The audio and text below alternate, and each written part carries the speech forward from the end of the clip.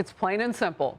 Federal law bans interfering directly with immigration and custom enforcement or ICE agents who are already doing a dangerous job. But that's exactly what some Democrat mayors and local officials are willing to do: break the law. Here's New York City's mayor-elect, Zohran Mamdani, on it. As mayor, I'll protect the rights of every single New Yorker, and that includes the more than 3 million immigrants who call this city their home. But we can all stand up to ICE if you know your rights. Well, more personal on-camera moments. In Arizona, newly elected Democrat Congresswoman Adelita Grijalva filmed herself on Friday yelling at ICE agents and getting in their way. Oh, the thirst is real for attention. Mayors in all these cities are doing all they can to impede ICE agents from New York City to Los Angeles to Minneapolis to New Orleans. Bryan Llenas in New York. Bryan. And Harris, the most prominent pro-sanctuary city voice nationwide right now is arguably New York City's mayor-elect Zohran Mamdani, who won promising to make New York the strongest anti-ICE city in the country by spending $165 million offering free legal defense services for immigrants in the city, promising to harden the city's data systems, making it harder for ICE to get their hands on the personal data of illegal immigrants. And now he's giving advice on how to resist ICE agents. If ICE does not have a judicial warrant signed by a judge, you have the right to say, "I do not consent to entry," and the right to keep your door closed. ICE is legally allowed to lie to you, but you have the right to remain silent. You are legally allowed to film ICE as long as you do not interfere with an arrest. New Yorkers have a constitutional right to protest, and when I'm mayor, we will protect that right. Mamdani's new video comes after White House border czar Tom Homan promised to ramp up ICE enforcement operations in New York City, and after multiple protesters were arrested for trying to block ICE vehicles in Manhattan's Chinatown just over a week ago. DHS says the protest was organized by agitators dressed in black clothing, face masks, and wearing goggles. Critics say Mamdani will encourage more of these protests. This is what sanctuary city policy is going to look like under a radical socialist mayor, where it's not just enough to be a sanctuary city. He's encouraging the constituency, the New Yorkers out there, to actually actively oppose ICE, not just people, under the investigation of ICE, but people just in the streets. Mamdani also vows that the city will never cooperate with ICE, saying, quote, "It can never even be entertained." Harris? So interesting, and that's post the visit to the White House. I wonder how that will go. Bryan, thank you. And Focus Now, Jason Chaffetz, Fox News contributor and former Republican congressman of the great state of Utah. Good to see you today. So, look, there is a headwind for doing necessary work to kick out the worst of the worst illegal aliens in this country. Your take?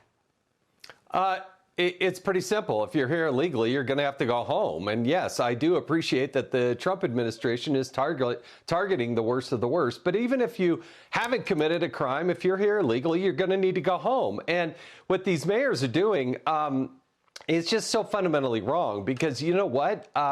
Focus determines reality. And instead of protecting the citizens of New York City, he's going out of his way to make sure that people here are illegally continue to be in the city illegally. As Senator Kennedy just said, as I've said many times before, it's still illegal to be here illegally. So where are you spending your time, effort, and process if you're doing things to help people continue to stay in illegal status?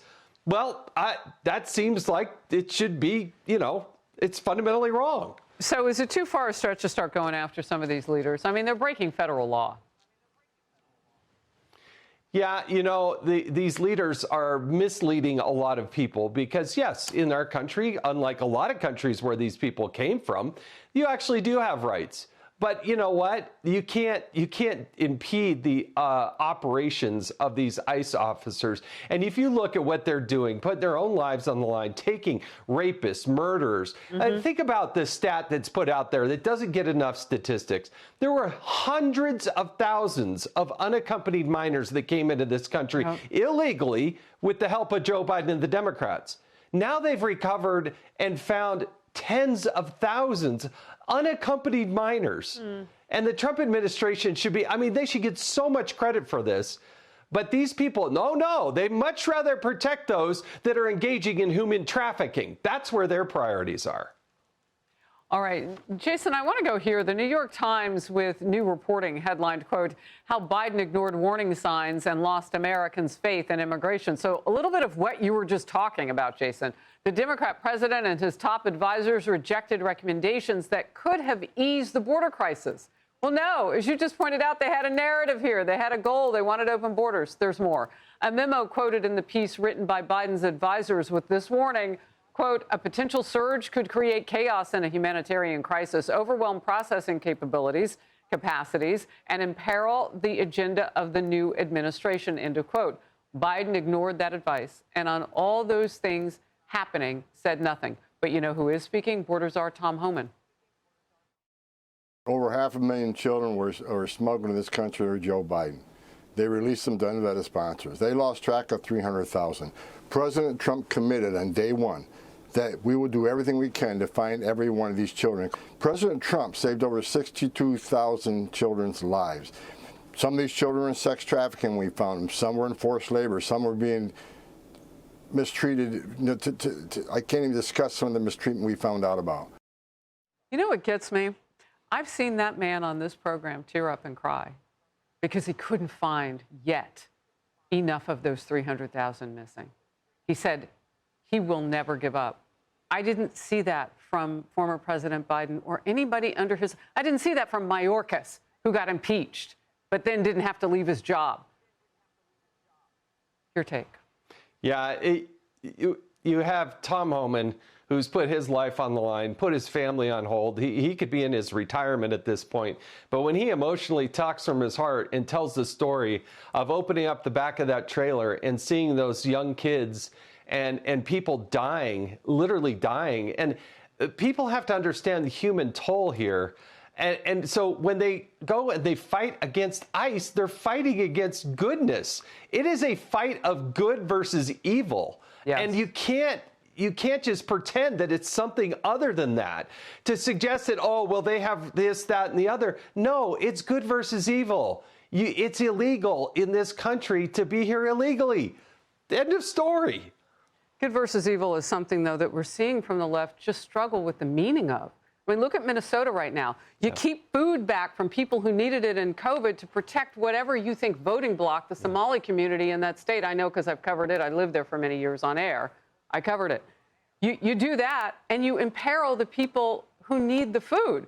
I mean, this seems like a pattern. Your last word. That's the irony of all this. Those who claim to be fighting for the downtrodden, the people who need our help and assistance the most, the people who can't look out for themselves, Democrats are taking advantage of those people. They're using them as tools and shills to get what they want, which is power and money, and to fund things that are nefarious in our very way of life here in the United States. I used to think we were all fighting for the same thing. We had just different ways to get there. Mm-hmm. No, that's not true. There are a lot of people that just want to tear down America. They hate the idea of America, and they hate that they're going to be celebrating our 250th anniversary. That's the fight we're in. Jason Chaffetz, good to have you. Thank you. Hey everyone, I'm Emily Campagno. Catch me and my co-hosts Harris Faulkner and Kaylee McEnany on Outnumbered every weekday at 12 p.m. Eastern, or set your DVR. Also, don't forget to subscribe to the Fox News YouTube page for daily highlights.